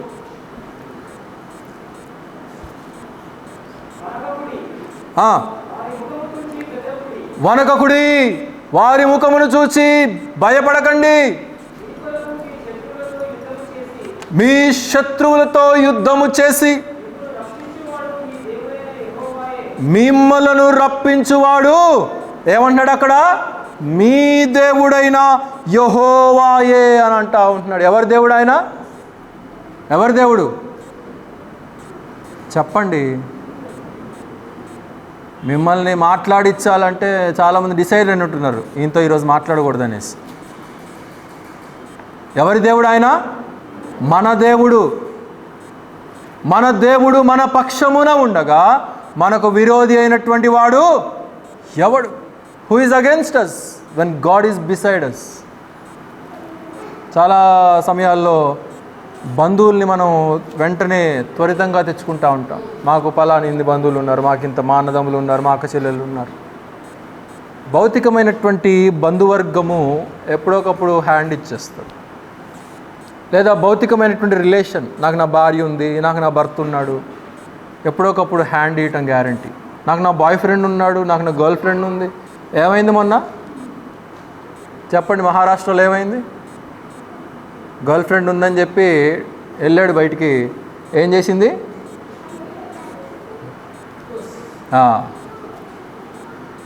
నిన్న చిలకానగర్లో కూడా ఒక మర్డర్ జరిగింది తెలుసా?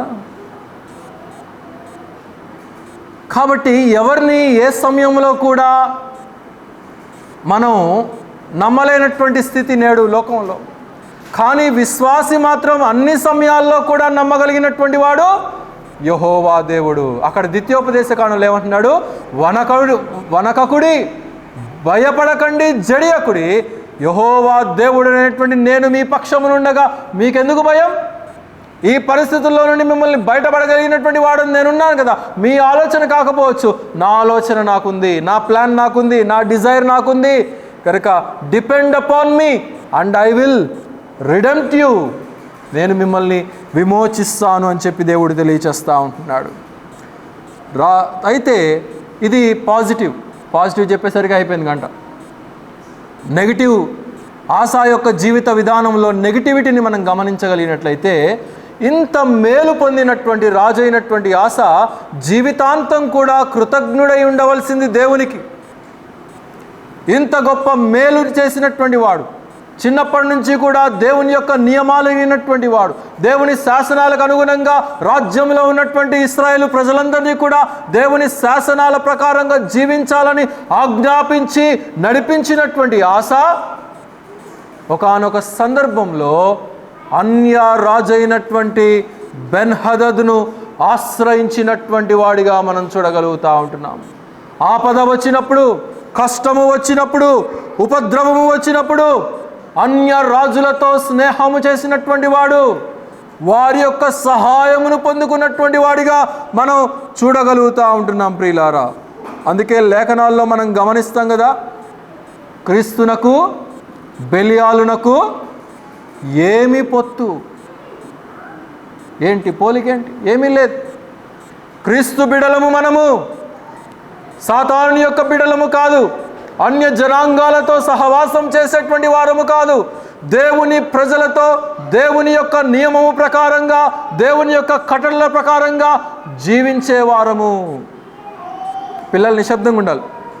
అయితే ఇక్కడ ఆశ చేసినటువంటి తప్పేంటంటే 3 మైనస్ పాయింట్లు ఉన్నాయి. ఆశ కష్టము వచ్చినప్పుడు మొదట్లో దేవుని సన్నిధికి వెళ్ళి మొరపెట్టాడు, కానీ తర్వాత రెండవ సందర్భంలో కష్టము వచ్చినప్పుడు అన్య రాజు దగ్గరకు వెళ్ళి సహాయము కోరుకున్నటువంటి వాడిగా మనం చూడగలుగుతూ ఉంటున్నాం. That is the first minus point which Asa has done. రెండవ తప్పిదం ఏంటంటే, ఆ రాజు ఈయనకు సహాయము చేయగలుగుటకు దేవుని ధనాగారంలో ఉన్నటువంటి బంగారాన్ని, వెండిని, విలువైనటువంటి వజ్రాలను, విలువైనటువంటి రాళ్లను ఆయనకు సహాయం చేయటానికి ప్రతిగా అర్పించినటువంటి వాడిగా ఈ యొక్క ఆశాను మనం గమనించగలుగుతూ ఉంటున్నాం. ఇశ్రాయేలు రాజులు కానీ, యూదా రాజులు కానీ అన్య దేశస్థులతో, అన్య రాజులతో స్నేహించకూడదు అనేది దేవుని యొక్క నియమం. యెహోవా దేవుడు వారికి అనాదిగా చేయబడినటువంటి ఒక కట్టడ. కానీ ఈయన కట్టడను విస్మరించి ఆ రాజుతో స్నేహం చేయటానికి సహాయము కబురు పంపడమే కాదు, బంగారాన్ని, అది కూడా ఎక్కడ బంగారం? దేవునికి సమర్పించబడినటువంటి బంగారాన్ని తీసుకొని వెళ్ళి అన్యరాజుకు సమర్పించినట్లుగా మనం చూడగలుగుతూ ఉంటాం. That is the second minus point which Asa has done. 3వ మైనస్ పాయింట్ ఏంటంటే, అతనితో స్నేహించటానికి ఇక్కడ ఆశ ఇష్టపడినట్లుగా మనం చూడగలుగుతూ ఉంటున్నాం. దేవుడు మెచ్చలేదు, దేవుడు ఆశా చేసినటువంటి పనిని మెచ్చుకోలేదు అనే విషయాన్ని మనం ఇక్కడ గమనించాలి. చూడండి, ఒక మాట చదవండి. 16వ అధ్యాయం, దినవృత్తాంతంలో 2వ గ్రంథము 16వ అధ్యాయము 7వ వచనాన్ని చదవండి. ఆ కాలమందు దీర్ఘదర్శి అయినటువంటి హనానీ అతనితో ఇలాగున ప్రకటించెను, నీవు నీ దేవుడైన యెహోవాను నమ్ముకొనక. చూడండి ఏమంటున్నాడు, 14వ అధ్యాయంలో ఏం జరిగింది? నేను నిన్నే నమ్ముకున్నాను, నీ నామాన్నే నమ్ముకున్నాను, నీవు తప్ప మాకు సహాయం చేయగలిగినటువంటి వారు నీవు ఎవరు లేరు, బలహీనమైనటువంటి వారికి బలమైనటువంటి దేవుడవు నీవే కదా అని చెప్పినటువంటి వ్యక్తి ఇప్పుడు సిరియా రాజును నీవు ఏ రీతిగా నీవు ఆశ్రయించావు, ఆయనను ఏ రీతిగా నమ్ముకున్నావు అని చెప్పి ప్రవక్త వచ్చి ఇక్కడ చెప్తా ఉంటున్నాడు, నీవు చేసినటువంటిది తప్పు, సిరియా రాజు యొక్క సైన్యము నీ వశము నుండి తప్పించుకోపోనీయము అని అంటా ఉంటున్నాడు. ఎంత గొప్ప పొరపాటును చేశాడు ఈ యొక్క ఆస. ప్రారంభంలో బాగానే ఉంది, ప్రారంభంలో పరిశుద్ధుడిగానే ఉన్నాడు, ప్రారంభంలో దేవునికి ఇష్టడుగానే ఉన్నాడు. కానీ కాలక్రమేణా ఒక స్థిరత వచ్చిన తర్వాత 10 లక్షల మంది పారిపోయారు కదా అని చెప్పేసి ఇప్పుడు స్థిరపడ్డాము కదా, నౌ వి ఆర్ సెటిల్డ్. చాలామంది క్రైస్తవులు చేసేది కూడా అదే. అంతస్తులు వచ్చినప్పుడు, ఆస్తులు వచ్చినప్పుడు, ధనము వచ్చినప్పుడు, లోకపరంగా దేవుడు భోగభాగ్యములు ఇచ్చినప్పుడు ఆత్మీయమైనటువంటి గర్వము మనలో రావడానికి ఆస్పదము ఉన్నది. ఆసా కూడా చేసినటువంటిది అదే. చివరి వరకు కూడా కాపాడుకోలేకపోయాడు. ప్రసంగి జ్ఞాని ఒక మాట అంటాడు, త్రిప్పండి ప్రసంగి గ్రంథం 7వ అధ్యాయం 8వ వచనం చదవండి. చూడండి, కార్య ఆరంభము కంటే కార్యాంతము మేలు. శూరత్వం అనేది ప్రారంభ శూరులుగానే కాదండి, ముగింపు శూరులుగా కూడా మనం ఉండాలి. జ్ఞాని అయినటువంటి సొలొమోను చెప్తున్నది, దేని కొరకైతే మనం ఒప్పుకున్నామో, గడిచిన వారం హెబ్రీ పత్రిక 3వ అధ్యాయంలో మనం చూసాం కదా, ఏ దానినైతే మనం ఒప్పుకున్నామో దానిని గట్టిగా చివరి వరకు కూడా చేపట్టవలసినటువంటి వారు అంటున్నాం. అంతము వరకు కూడా, అంటే క్రీస్తు వచ్చే అంతవరకు కూడా the same kind of holiness, అదే పవిత్రత, అదే పరిశుద్ధత, అదే ప్రార్థన, అదే సహవాసం, అదే వాక్యపు అనుభవం, అదే దేవునితో మమేకమైనటువంటి జీవిత విధానాన్ని ఒక స్థిరమైనటువంటి విధానంగా మనం కాపాడుకోవలసినటువంటి వారు అంటున్నాం. మరి ఒక మాట గలతీ 3:3 త్రిప్పండి. గలతీ 3:3.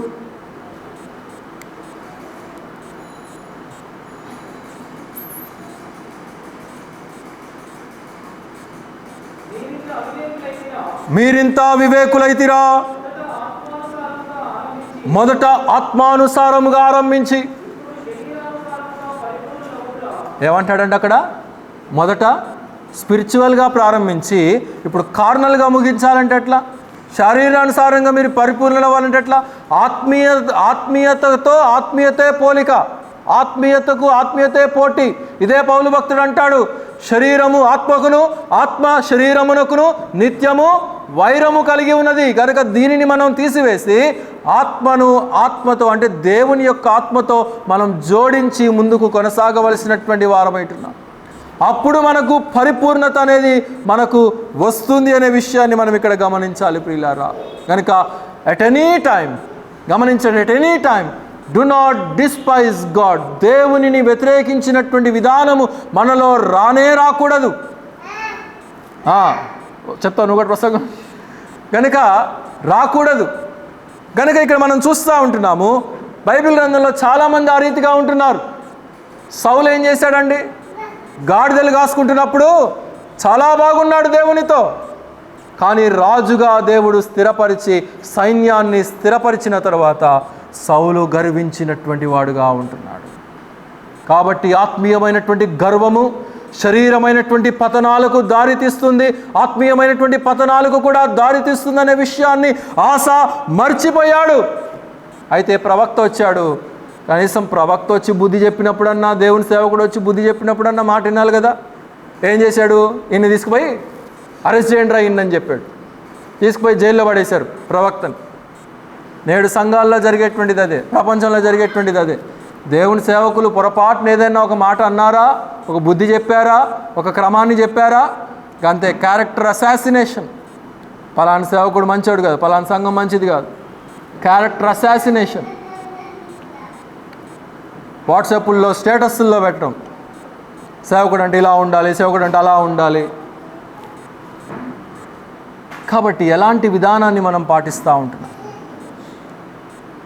ఆసా చేసినటువంటి తప్పిదము కదా, భయంకరమైనటువంటి తప్పిదం. కానీ దావీదు, ఇందాక ప్రారంభంలో మీకు ఒక మాట జ్ఞాపకం చేశాను. ఆసా దావీదు యొక్క హృదయానుసారముగా నడిచినటువంటి వాడిగా ఉన్నాడు అనేది మనం లేఖనాల్లో చదివామా చదవలేదా? కానీ ముగింపులోకి వచ్చేసరికి ఆసా దావీదులాగా దేవుని ద్వారా గద్దించబడినప్పుడు దావీదు కూడా పొరపాటు చేశాడు జీవితంలో, ఒకే ఒక పొరపాటు.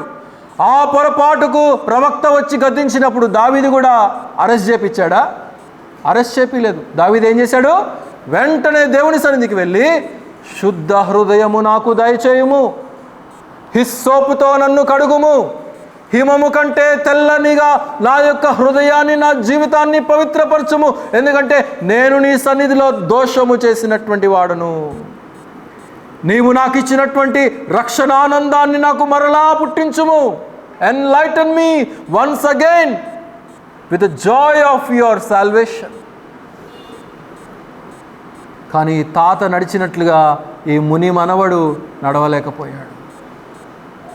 ముత్తాత దావీదేమో దేవుని సన్నిధికి వెళ్ళి he confessed his sin, but Asa was unable to go to the presence of the Lord, and he was unable to confess what he had done. మనం కూడా దేవుని సన్నిధికి వెళ్ళి మనం ఒప్పుకోలేకపోతూ ఉంటున్నాం అనేక సందర్భాల్లో. ఒకసారి పాపాలని ఒప్పుకొని రక్షించబడ్డాము, okay.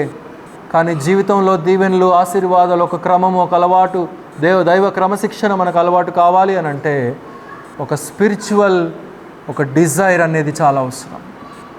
Spiritual confession is a very important and very utmost thing. అయితే ఈయన ఏం చేశాడంటే ఆయన్ని జైల్లో వేసేసాడు. 62 సంవత్సరాలు వచ్చినాయి. ఎవరికి? ఆసాకు. నాకు కాదు, 62 సంవత్సరాలు వచ్చినాయి. నాకు అనుకునేరు మొదలు 62 సంవత్సరాలు వచ్చినాయి. 41 సంవత్సరాల సుదీర్ఘమైనటువంటి పరిపాలన ఆసా చేశాడు. ఇతడు చేసినటువంటి తప్పిదానికి దేవుడు ఏం చేశాడంటే కాల్లో ఒక పుండును పెట్టేశాడు. కనీసం పుండు పెట్టినప్పుడన్నా బుద్ధి వచ్చిందా? అప్పుడు కూడా బుద్ధి రాల. హిజ్కియాకు బుద్ధి వచ్చింది. రాజు అయినటువంటి హిజ్కియాకు ఒక పుండు వచ్చినప్పుడు దేవుని సన్నిధికి వెళ్ళి ప్రార్థన చేశాడు, స్వస్థత పొందాడు, 15 ఇయర్స్ ఇంక్రిమెంట్ దొరికింది, ఓకే. కానీ ఈ యొక్క ఆశ మాత్రం అప్పుడు కూడా వైద్యుల మీద ఆధారపడ్డాడే కానీ దేవుని సన్నిధికి వెళ్ళాలి, అయ్యా నాకు ఈ బాధ వచ్చింది, నాకు ఈ శ్రమ వచ్చింది, నాకు ఈ వేదన వచ్చింది అని చెప్పి మొరపెట్టినటువంటి వాడు కాడు. అట్లానే తన యొక్క దశ ముగించబడింది. 62 సంవత్సరాల వయసులో అతడు ఆ పుండుతోనే బాధించబడి చనిపోయినట్లుగా, తన పితరులతో కూడా నిద్రించినట్లుగా చరిత్ర మనకు తెలియచేస్తూ ఉన్నది ప్రియులారా. కాబట్టి the life of Asa gives us a strong inspiration, and also it gives a clear instruction how a believer should live. ఒక విశ్వాసిగా మనం ఏ రీతిగా జీవించాలో ఆసా జీవితము ఒక స్ఫూర్తినిచ్చింది ఒకవైపు, అలాగే జాగ్రత్తను, హెచ్చరికను కూడా మరి ఒకవైపు మనకు అనుగ్రహించింది. కనుక పరిశుద్ధాత్ముడు మనకు చేయమన్నటువంటి విధానంగా, జీవించమన్నటువంటి విధానంగా మనం జీవించి దేవుని సన్నిధి కొరకు మనం పాటుపడాలి, ఆయన సన్నిధిలో మనం వెలగాలి. ఆసా అనబడినటువంటి మాటకు అర్థం నేను చెప్పలేదు కదా. ఆసా అనేటువంటి మాటకు అర్థం హీలర్, స్వస్థపరిచేటువంటి వాడు, లేకపోతే వైద్యుడు, ఫిజిషియన్. కానీ తనను తాను స్వస్థపరచుకోలేకపోయాడు. తన శారీరక రోగాన్ని స్వస్థపరచుకోలేకపోయాడు, తన ఆత్మీయమైనటువంటి రోగాన్ని స్వస్థపరచుకోలేకపోయాడు. కానీ మనల్ని అయితే బాగు చేయగలిగినటువంటి పరమ వైద్యుడైనటువంటి మన ప్రభువు మనకున్నాడు. కాబట్టి మనలో ఉన్నటువంటి సమస్త కల్మషాన్ని కూడా తీసివేయగలిగినటువంటి వాడు, సమస్తాన్ని కూడా దూరపరచగలిగినటువంటి వాడు. మనము కూడా ఆయన మహిమలో పాత్రులమై మనం ఆయనలో ఏకీభవించి ఆనందించేటువంటి గొప్ప ఆత్మీయమైనటువంటి అనుభవాన్ని ఇవ్వగలిగినటువంటి వాడు. కనుక we will depend upon him and we will acquire the blessings which he has prepared for us. ప్రార్థన. పరమందు వాసుడైన మా ప్రియరక్షక మా యేసయ్య, ఈ యొక్క మధ్యాహ్న కాలపు సమయంలో మా వినికిడిలో చదవబడినటువంటి లేఖన భాగమును మీరు దీవించి మాకు మీరు నేర్పించిన విధానాన్ని బట్టి ఎంతగానో స్తుతించుచూ ఉంటున్నా. అలనాడు నాయన రాజు అయినటువంటి ఆసా యూదా రాజులలో 3వ రాజుగా ఏర్పాటు చేయబడి మీ యొక్క శాసనాలను ఎరిగినటువంటి వాడు, మీ యొక్క కట్టడలను ఎరిగినటువంటి వాడు, మీ యొక్క జ్ఞానాన్ని, మీ యొక్క భయాన్ని ఎరిగినటువంటి వాడు, మీ యొక్క సన్నిధికి వెళ్తే దొరికేటువంటి భాగ్యం ఏంటో కూడా తెలిసినటువంటి వాడు, అనేక సందర్భాల్లో సహాయం పొందినటువంటి వాడే. కానీ ఒక స్థిరమైనటువంటి విధానము వచ్చినప్పుడు గర్వించి అన్య రాజ్యులను ఆశ్రయించి వారి యొక్క సహాయము కొరకు మీ యొక్క పరిశుద్ధమైనటువంటి ధనాన్ని సమర్పించి వారితో స్నేహించినప్పుడు మీరు మొత్తారు. ప్రవక్తను పంపించినా కానీ మాట వినలేదు, ఒక రోగాన్ని పెట్టినా కానీ మాట వినలేదు, చివరికి చనిపోయినటువంటి అనుభవం. మా జీవితాల్లో కూడా అనేక సందర్భాల్లో మీరు మాకు నేర్పుతున్నటువంటి క్రమానికి మేము అలవాటు కాలేకపోతూ ఉంటున్నామయ్యా. మీరు నేర్పిస్తున్నటువంటి సత్యాలనైతే వింటున్నాము, కానీ దాని ప్రకారంగా మేము పాటించవలసినటువంటి వారముగా ఉండాల్సింది, మీకు వారసులముగా మేము ఉండాల్సింది. ఆరాధనలో కూడా మీరు మాకు ఇవాళ జ్ఞాపకం చేశారు. ఆ క్రీస్తుకు మేము వారసులము, ఆ దేవునికి మేము వారసులం, ఆ వారసులమైనటువంటి విధానంగా మేము ప్రవర్తించి జీవించవలసినటువంటి వారమై ఉంటున్నాం. కానీ అనేక సందర్భాల్లో మేము జీవించలేకపోతూ ఉంటున్నాం. దానిని మేము ఒప్పుకోవాల్సిందే. దావీదు అలనాడు మీ యొక్క సన్నిధికి వచ్చి ఒప్పుకున్నాడు కాబట్టి దీవించబడ్డాడు. మీ యొక్క హృదయానుసారుడైనటువంటి మనుషుడిగా మేము చూడగలుగుతూ ఉంటున్నాం. మేము కూడా మాలో ఉన్నటువంటి సమస్త దుష్టత్వాన్ని, బెలియాలకు సంబంధించినటువంటి విధానాలు కూడా కొన్నిసార్లు ఉండుండవచ్చు. వాటిని కూడా మేము తీసివేసి క్రీస్తు విధానాన్ని పాటించి జయము కలిగినటువంటి జీవిత విధానం, యెహోవాను ఆశ్రయముగా చేసుకున్నటువంటి వాడు, యెహోవాను దుర్గముగా చేసుకున్నటువంటి వాడు, మా ప్రభు అయినటువంటి యేసును నమ్ముకున్నటువంటి శక్తి కలిగినటువంటి నామమును ధరించినటువంటి మాకు ఎంతో గొప్ప దీవెన, మేలును మీరు మాకు దాచి ఉంచిన విధానాన్ని బట్టి కూడా స్తుతించుచూ ఉంటున్నాం. ఈ మధ్యాహ్న కాలపు సమయంలో చేరి వచ్చినటువంటి ప్రియ సంఘాన్ని కూడా నిండారులుగా దీవించండి, బలపరచండి. ప్రతి కుటుంబాన్ని కూడా నిండారులుగా ఆశీర్వదించమని ప్రార్థన చేయొచ్చు ఉంటున్నాం. గ్రామాలకు వెళ్ళినటువంటి బిడ్డలను కూడా క్షేమంగా తిరిగి నడిపించండి నాయన. అలాగే అనారోగ్యంగా ఉన్నటువంటి బిడ్డలను కూడా మీరు ముట్టి స్వస్థపరిచి లేవనెత్తండి. అలాగే ఈ వారమంతా కూడా ప్రకటించబడినటువంటి సంఘ కార్యక్రమాలన్నీ కూడా మీ నామానికి మహిమార్థముగా మాకు దీవెనకరంగా జరిగించండి నాయన. ప్రతి ఒక్కరి ఉద్యోగాలలోనూ, రాకపోకల్లోనూ, వ్యాపారాలను, కష్టార్జితమును నిండారులుగా దీవించమని ప్రార్థన చేయొచ్చు ఉంటున్నాం. చదువుల్లో కావలసినటువంటి జ్ఞానాన్ని యవన బిడ్డలకు, చంటి బిడ్డలకు కూడా మీరు అనుగ్రహించండి. ఆటపాటల్లో కావలసినటువంటి కాపుదలను, క్షేమాన్ని మీరు అనుగ్రహించండి. వాతావరణాలు కూడా నాయన మీరు అనుకూలపరచండి నాయన. వర్షాలు పడట్లేదు నాయన, వర్షాలు సుభిక్షంగా పడగలుగుటకు, పంట చేతికి రాగలుగుటకు, ధాన్యము సమృద్ధిగా విస్తారంగా చేతికి రాగలుగుటకు మీ యొక్క సహాయం అనుగ్రహించమని ప్రార్థన చేయొచ్చు ఉంటున్నాం. ప్రపంచ దేశాల్లో పరిస్థితులన్నీ కూడా వ్యతిరేకముగా మీరు చెప్పినటువంటి విధానంగానే జరుగుతూ ఉంటున్నాయి. మమ్మల్ని మేము సంసిద్ధము చేసుకొని మీ కొరకు మేము జీవించి ముందుకు కొనసాగేటువంటి భాగ్యాన్ని మాకు దయచేయండి. తిరిగి ప్రియ బిడ్డలందరూ వారి గృహాలకి వెళ్ళవలసి ఉంటుండగా క్షేమంగా వారి గృహాలు చేరు పర్యంతము కూడా నాయన మీ యొక్క రెక్కల నీడలో బిడ్డలందరినీ కూడా భద్రపరచమని ప్రార్థన చేయొచ్చు ఉంటున్నాం. యూట్యూబ్ ద్వారా కూడా వీక్షిస్తున్నటువంటి ప్రతి ఒక్కరికి కూడా మీరే తోడుగా ఉండి వారిని దీవించుమని యేసుక్రీస్తు వారి అతి శ్రేష్టమైనటువంటి నామములో స్తుతించి ప్రార్థించి అడిగి వేడుకొనుచు ఉన్నాము తండ్రి, ఆమేన్. మన తండ్రి అయినటువంటి దేవుని యొక్క ప్రేమయు, మన ప్రభువును మన రక్షకుడైనటువంటి యేసుక్రీస్తు వారి యొక్క కృపయు, పరిశుద్ధాత్మని యొక్క అన్యోన్య సహవాసము సన్నిధి సర్వలోకంలో ఉన్న పరిశుద్ధులందరితో పాటు మనకును సదాకాలం తోడై నడిపించునుగాక. ఆమేన్. అందరికీ వందనాలండి. సెలవు తీసుకుంటాం.